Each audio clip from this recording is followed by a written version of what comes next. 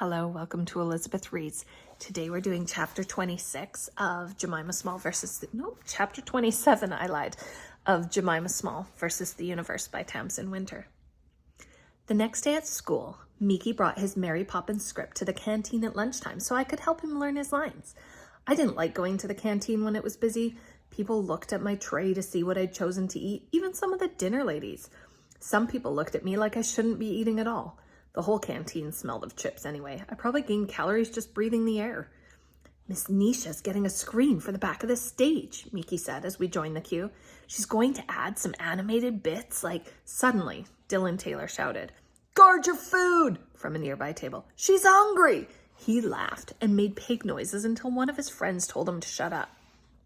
Mickey held onto my arm. He could sense I was about to walk out. "Ignore them, everyone has to eat." He gave me a serious look. "And I have to eat donuts." We got our food and sat on a bench facing the windows. Mickey took out his script and I started reading it with him in between forkfuls of pasta. But it was impossible. Not because of the pasta. Mickey kept bursting into song or getting up to show me the dance steps. "Oh no," I said, looking over his shoulder. "What? Did I say that bit wrong?" "No." I shook my head and nodded to Lottie and Alina walking towards us. "Hi, Mickey," Lottie said. Alina smiled awkwardly at me. "Oh no," Mickey said. Hi, Lottie." "Learning your lines?" she asked. "You're so brilliant at Bert." Lottie sang a perfect supercalifragilisticexpialidocious. It was only slightly rat-like.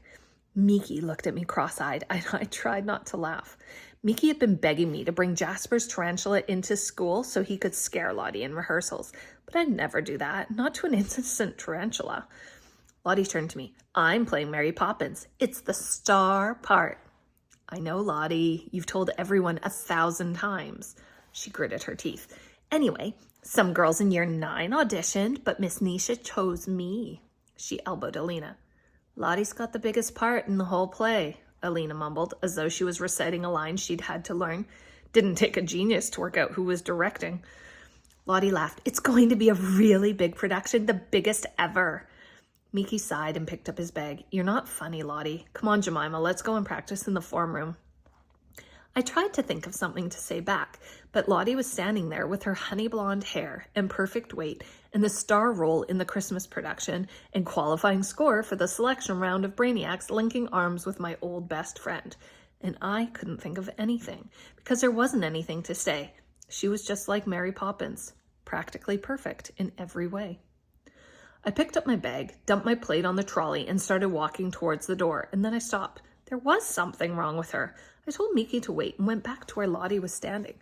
"You're right, Lottie," I said. "You have got the biggest part in the play, but Mary Poppins is famous for being kind, so I hope you are really good at acting." I smiled. "Good luck revising for Brainiacs with all those lines to learn, and the extra ones you're writing for Alina." My hands were kind of trembling, but it was only my brain releasing adrenaline into my bloodstream. That's probably why I didn't care about asking people by the drink machines to move, or having to squeeze past the pillars near the back tables, or that a couple of year 7s were gawping at me. I stood by the doorway and glanced back at Lottie. She was making Afzal and his friends move tables so she could sit by the window. "You know what, Mickey?"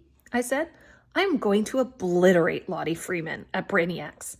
"I don't know what obliterate means," Mickey said, "but I totally agree." And he high-fived me on the way out. As we headed to our form room, I thought about all the words Lottie had said to me and how their sound waves had run out of energy by now. I thought about all the things I'd recorded in my notebook, the pages I'd torn up and thrown in the bin, and I realized, walking in the fresh October sunshine with the first autumn leaves at my feet, those words were already beginning to decompose. Thanks for watching. Bye-bye.